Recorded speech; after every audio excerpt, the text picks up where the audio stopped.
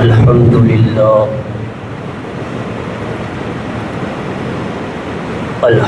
لله نحمده ونستعينه ونستغفره ونؤمن به ونتوكل عليه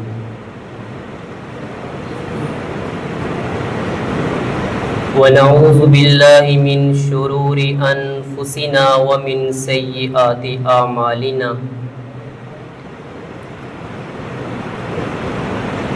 من يهده الله فلا مضل له ومن يضلله فلا هادي له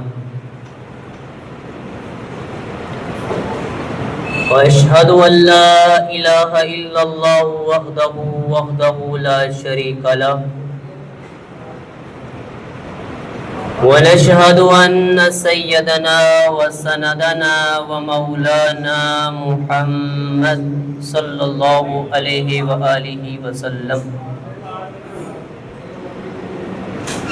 قال الله تبارك وتعالى في القرآن المجيد والفرقان الحميد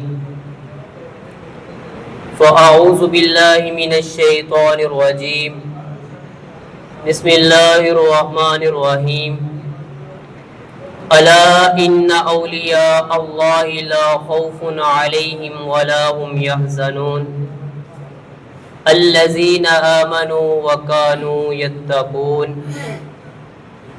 وقال الله عز وجل في شان حبيبه مخبرا وآمرا إن الله وملائكته يصلون على النبي يا أيها الذين آمنوا صلوا عليه وسلموا تسلیما۔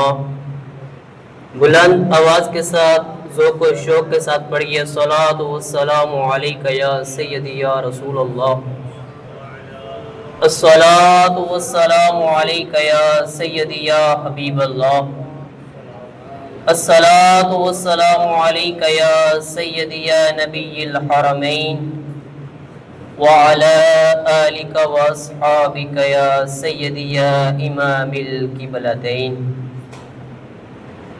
گنج بخش فیض عالم مظہر نور خدا، گنج بخش فیض عالم مظہر نور خدا، نا کی سارا پیر کامل کاملارا رہنما، یا صاحب الجمال و یا سید البشر من وجهك المنیر لقد نور القمر، لا يمكن الثناء كما كان حقه بعد از خدا بزرگ توئی قصہ مختصر۔ اور مختصر سی میری کہانی ہے، جو بھی ہے یہ ان کی مہربانی ہے۔ مولا یسلم وسلم دائما ابدا علی حبیبک خیر خلق کلہم، یا ربی بالمصطفى بلغ مقاصدنا واغفر لنا ما مضى یا واسع الکرم۔ حمد و ثنا کے بعد معزز دوستوں، بزرگوں، ساتھیوں، السلام علیکم ورحمۃ اللہ وبرکاتہ۔ اللہ تبارک و تعالیٰ کی دی ہوئی توفیق سے زندگی میں پھر ایک بار نماز جمعہ ادا کرنے کے لیے حاضر ہے۔ دعا کرتے ہیں کہ خالق کائنات ہمارا آنا، مل بیٹھنا، سننا اور سنانا، اس کو اپنی بلند بارگاہ میں قبول و منظور فرمائے۔ محترم بزرگوں اور معزز دوستوں، اللہ رب العزت نے اس کائنات میں ہر انسان کو ایک جیسا مقام عطا نہیں فرمایا۔ کچھ لوگوں کو اللہ نے مال سے نوازا ہے، کسی کو علم سے نوازا ہے، کسی کو قوت عطا فرمائی ہے، کسی کو بولنے کا ملکہ دیا ہے، کسی کو دانش مندی سے نوازا ہے، لیکن کچھ ایسے خوش نصیب بندے بھی ہیں، کچھ ایسے قسمت والے لوگ بھی ہیں کہ جنہیں اللہ تبارک و تعالی نے اپنی قربت سے نوازا ہے، اپنی محبت سے نوازا ہے، اور پھر ان کو اپنی محبت سے نواز کر، اپنی قربت سے نواز کر ولایت کا تاج ان کے سر پر سجا دیا۔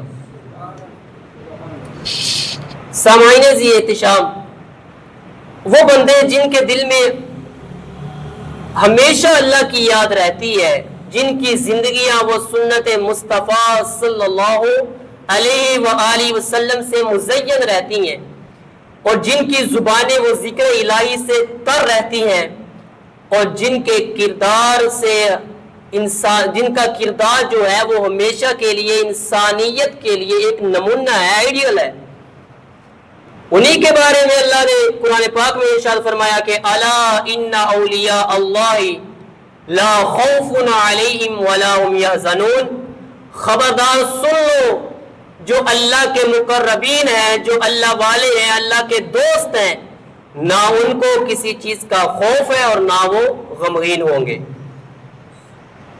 یہ آیت جو ہے اولیاء اللہ کی شان میں، یہ محض ایک فضیلت تو نہیں ہے کہ اولیاء اللہ کی فضیلت بیان کر دی جائے، بلکہ اس میں ایک اعلان ہو رہا ہے کہ جو بندہ اللہ کا ہو جاتا ہے، پھر اللہ بھی اس بندے کو اپنا محبوب بنا لیتا ہے۔ پھر یہ دنیا کی آزمائشیں، مصیبتیں،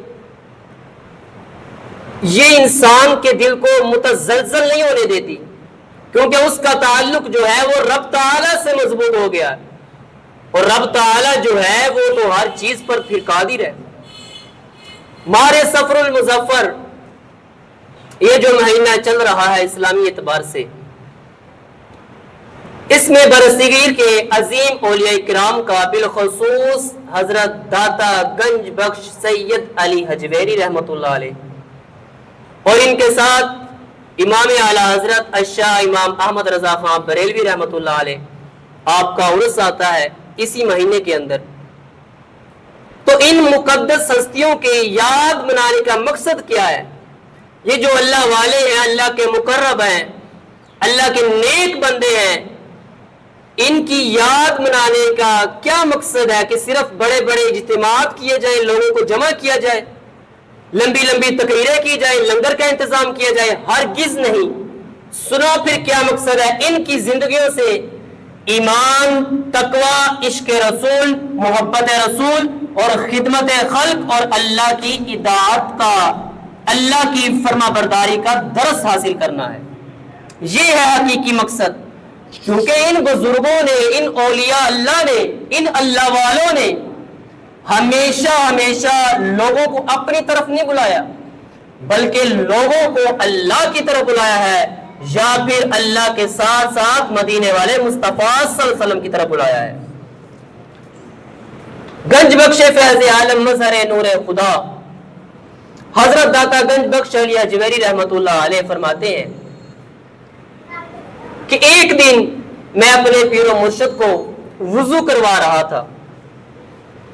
داتا علی حجویری فرما رہے ہیں کہ میں اپنے پیر و مرشد کو وضو کروا رہا ہوں، کہتے ہیں کرواتے کرواتے میرے من میں خیال آیا، میرے دل میں خیال آیا، اے سید علی حجویری، یہ داتا صاحب کا اصل نام ہے علی عثمان بن علی حجویری، کہ اے سید علی حجویری، دینے والی تو ذات اللہ کی ہے، رب العالمین اللہ ہے، ہمارا رازق اللہ ہے، خالق اللہ ہے، جب سب کچھ عطا ہی اللہ نے کرنا ہے تو پھر ہم ان اولیاء اللہ کی غلامی کیوں کرتے ہیں، ان کی خدمت کیوں کرتے ہیں؟ اب یہ خیال میرے اور آپ کے ذہن میں نہیں آیا، داتا صاحب کے ذہن میں آیا کہ میں اپنے پیر و مرشد کو وضو کروا رہا ہوں، اور وضو کرواتے کرواتے میرے من میں یہ خیال آیا کہ داتا علی حجویری، دینے والی ذات اللہ کی ہے، ہم پھر ان اولیاء اللہ کی غلامی کیوں کرتے ہیں؟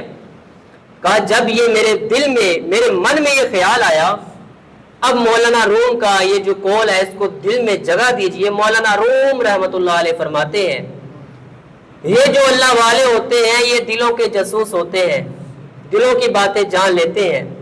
مرشد نے میری طرف دیکھا اور دیکھ کر فرمایا علی حجویری بے شک اس میں کوئی شک نہیں کہ دینے والی ذات اللہ کی ہے، ہمارا خالق اللہ ہے، ہمارا مالک اللہ ہے، مگر جب وہ کسی کو کوئی مقام، کوئی عزت، کوئی مرتبہ دینا چاہے تو وہ اپنے کسی محبوب بندے کی نوکری عطا کر دیتا ہے۔ اس بات سے معلوم ہوا کہ مقام و مرتبہ جب رب کسی کو دیتا ہے یا کسی کو دینا چاہے تو وہ اپنے کسی پیارے کی خدمت کا شرف عطا فرما دیتا ہے۔ جانے کائنات علیہ الصلوۃ والسلام آپ کا ایک وصف ہے داعین الی اللہ، کہ اللہ کے نبی صلی اللہ علیہ وسلم ہمیشہ وہ خیر کی طرف بلاتے ہیں، بلائی کی طرف بلاتے ہیں، اور اولیاء اللہ کا کام بھی یہی رہا، اور پیروں کا کام بھی یہی ہے کہ وہ اللہ اور اس کے رسول کی اطاعت کرتے ہوئے مخلوق کو، بندوں کو وہ اللہ کی طرف بلائے۔ اس کی مثال میں آپ کو دیتا ہوں۔ حضرت ذنون مصری رحمت اللہ علیہ اللہ والے ہیں، نیک بزرگ ہے، آپ بیمار ہو گئے۔ حضرت ذنون مصری رحمت اللہ علیہ اب بیمار ہوئے تو جو بادشاہ تھا اس وقت وہ آپ کا بڑا قریبی تھا، آپ کا چاہنے والا تھا، دوست تھا آپ کا۔ وہ جو سرکاری ایک طبیب ہوتا ہے، سرکاری ڈاکٹر ہوتا ہے، بادشاہ نے اس کو مقرر کر دیا حضرت ذنون مصری رحمت اللہ علیہ آپ کے علاج معالجے کے اوپر۔ بادشاہ نے کہا کہ تو سرکاری طبیب ہے، یہ حضرت ذنون مصری میں ان سے بڑا پیار کرتا ہوں، ان کی طبیعت خراب ہو گئی ہے، یہ بیمار ہو گئے، ان کو ٹھیک کر دیں۔ اب اس ڈاکٹر نے، اس طبیب نے سارا اپنی جتنی بھی اس کے پاس جو بھی دانائی تھی اس نے وہ استعمال کی، آخر کار وہ حضرت ذنون مصری رحمت اللہ علیہ کا علاج کرنے میں کامیاب نہ ہوا۔ وقت گزرا، اب اس نے دیکھا کہ بادشاہ جو ہے یہ حضرت ذنون مصری کا بڑا ہی عقیدت مند ہے۔ اگر ذنون مصری رحمت اللہ علیہ نے بادشاہ کو شکایت کر دی کہ یہ جو آپ کا سرکاری طبیب ہے اس کے علاج کرنے سے میں ٹھیک نہیں ہو رہا، تو اس طبیب کو اپنی نوکری جانے کا خطرہ لاحق ہو گیا کہ بادشاہ نے جو مجھے سرکاری طبیب، سرکاری سطح پر ڈاکٹر بنایا ہے، میں تو اس کرسی سے، اس نوکری سے ہاتھ دھو بیٹھوں گا۔ اس نے کیا جب اپنی تمام تر حکمت آزما لی ذنون مصری رحمت اللہ علیہ پر، اس نے ایک دن ہار کر اپنے آلات جو تھے، وہ جو ڈاکٹری کے آلات ہوتے ہیں، ان کو حضرت ذنون مصری کے قدموں میں پھینک دیا۔ کہا حضور اگر آج مجھے پتا چل جائے، مجھے اس بات کا علم ہو جائے کہ آپ میرے جسم کے کس حصے کو کھانے سے ٹھیک ہوں گے، کہا میں ڈاکٹر بطور طبیب، سرکاری سطح پر طبیب ہوں، میں اپنے جسم کا وہ حصہ کاٹ کر آپ کو دینے کے لیے تیار ہوں، لیکن مجھے پتا چل جائے کہ آپ میرے جسم کے کس حصے کو کھانے سے ٹھیک ہوں گے۔ تو حضرت ذنون مصری رحمت اللہ علیہ مسکرائے اور مسکرا کر فرمانے لگے اے طبیب تو بڑی لمبی سوچیں سوچ رہا ہے، ہم تو اس سے کم میں بھی ٹھیک ہو سکتے ہیں۔ اب اس ڈاکٹر نے، اس طبیب نے جستجو بری نظر سے حضرت ذنون مصری کی طرف دیکھا، کہا حضور جلدی ارشاد فرمائیں آپ کیسے ٹھیک ہو سکتے ہیں۔ اب سمجھیے گا کہ اللہ والوں کا کام کیا ہوتا ہے، جس بات کی طرف میں آپ کو لے کر آنے والا ہوں کہ اللہ کے نبی صلی اللہ علیہ وسلم کا ایک وصف ہے داعین الی اللہ، آپ ہمیشہ اللہ کی طرف بلاتے ہیں، اور اولیاء اللہ کا کام بھی یہی ہے کہ وہ بھی اپنے چاہنے والوں کو، اپنے مریدوں کو اللہ کی طرف بلاتے ہیں۔ اب سنیے گا ذنون مصری رحمت اللہ علیہ نے کیا فرمایا۔ آپ نے کہا اے ڈاکٹر، اے طبیب، چونکہ تو نصرانی ہے، عیسائی ہے، اس وجہ سے میں ٹھیک نہیں ہو رہا، کاش تو کلمہ طیبہ پڑھ لے۔ کہا اگر تو کلمہ پڑھ کر نبی کریم صلی اللہ علیہ وسلم کی غلامی میں آ جائے گا، کہا ذنون مصری بھی اٹھ کر بیٹھ جائے گا اور ٹھیک ہو جائے گا۔ اب اس نے کہا حضور مجھے کلمہ پڑھائیے۔ حضرت ذنون مصری رحمت اللہ علیہ نے اس نصرانی کو، اس ڈاکٹر کو کلمہ پڑھایا اور وہ مسلمان ہو گیا. اس نے کہا کہ حضرت میں نے تو کلمہ پڑھ لیا ہے، اب آپ بھی ٹھیک ہو جائیں. تو حضرت ذنون مصری اٹھ کر بیٹھ گئے، کہا ہم تو پہلے ہی ٹھیک ہے، ہم تو آپ کو ٹھیک کرنا چاہتے تھے.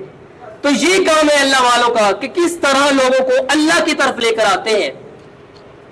اور اس کے ساتھ ساتھ داتا علی حجویری آپ نے کشف المحجوب کے اندر ایک بات کو لکھا اور بڑی ہی پیاری بات ہے. آپ کہتے ہیں کہ شیخ علی الخواص یہ بھی اللہ والے تھے. آج چونکہ باتیں ہی اللہ والوں کی ہونی ہے، آپ کے پاس ایک شخص آیا، اس کا تعلق بھی اسلام سے نہیں تھا بلکہ وہ نصرانی تھا، عیسائی تھا. اس نے آ کر کہا حضور میں آپ کی صحبت میں رہنا چاہتا ہوں، آپ کے ساتھ وقت گزارنا چاہتا ہوں، آپ اجازت دیں. تو شیخ علی الخواص نے کہا کہ یہ بڑا مشکل کام ہے اللہ والوں کے ساتھ رہنا، آپ چلے جائیں.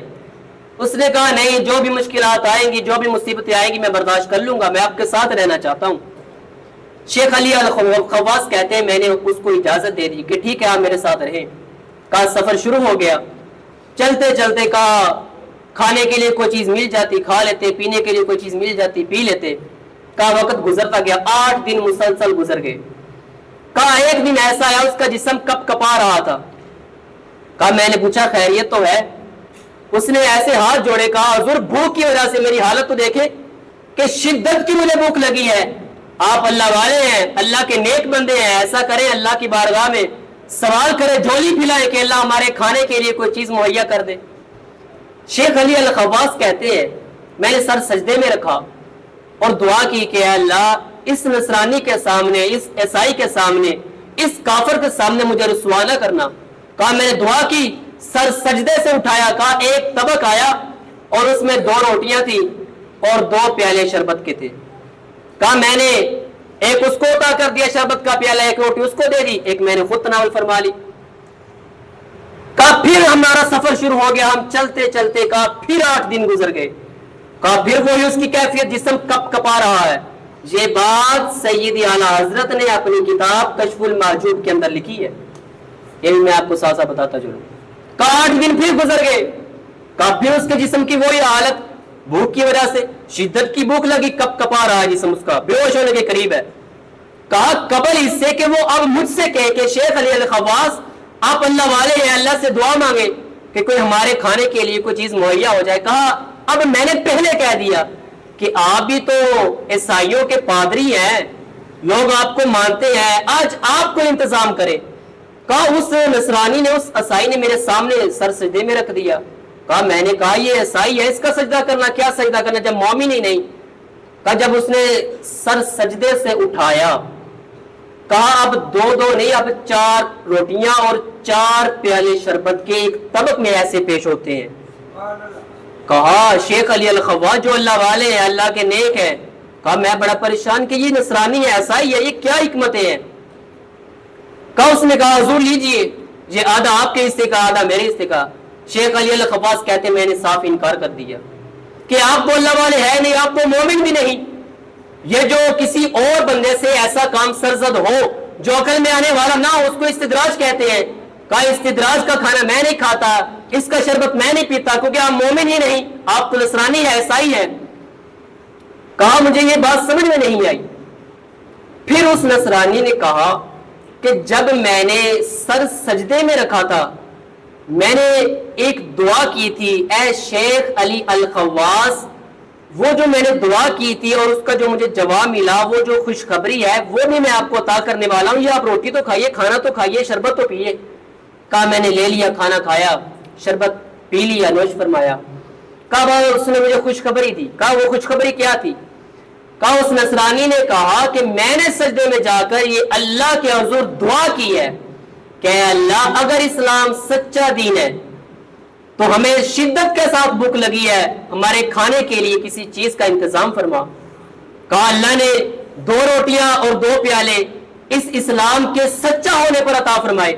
اور کہا میں نے جو دوسری دعا کی وہ یہ کی کہ اے اللہ اگر شیخ علی الخواص یہ جو بزرگ ہے اگر واقعی تیرا بندہ ہے، تیرا مقرب بندہ ہے، میں اس کا واسطہ تجھے دیتا ہوں مجھے اس کے صدقے سے 2 روٹیاں اور 2 شربت کے پیالے عطا فرما. کہے شیخ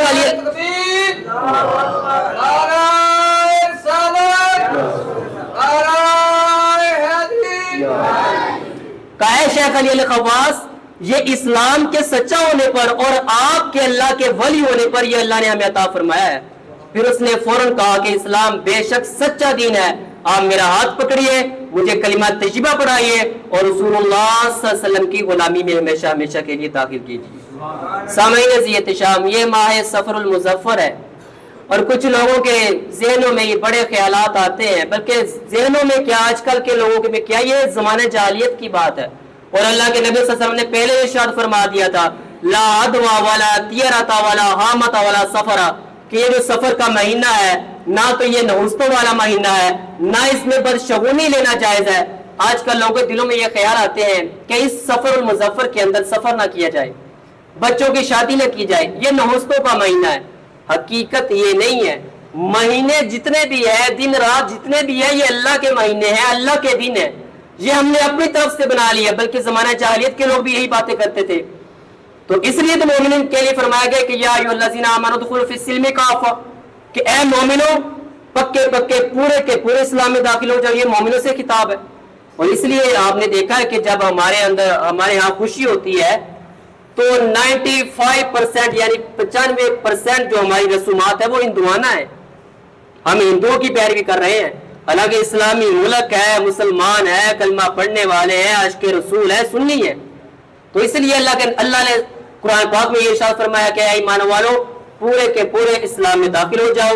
حقیقت یہی ہے کہ سفر المظفر یہ نحوستوں کا، بلاؤں کا، مصیبتوں کا مہینہ نہیں ہے، بلکہ حقیقتاً یہ اولیاء اللہ کا مہینہ ہے. اس میں داتا علی حجویری کا عرس ہے، اس میں اعلیٰ حضرت کا عرس آتا ہے. اللہ کے حضور دعا ہے کہ اللہ تبارک و تعالی ہمیں ان اولیاء اللہ کی سیرت کو پڑھ کر ان کے مطابق زندگی گزارنے کی توفیق عطا فرمائے. وما علینا الا البلاغ المبین.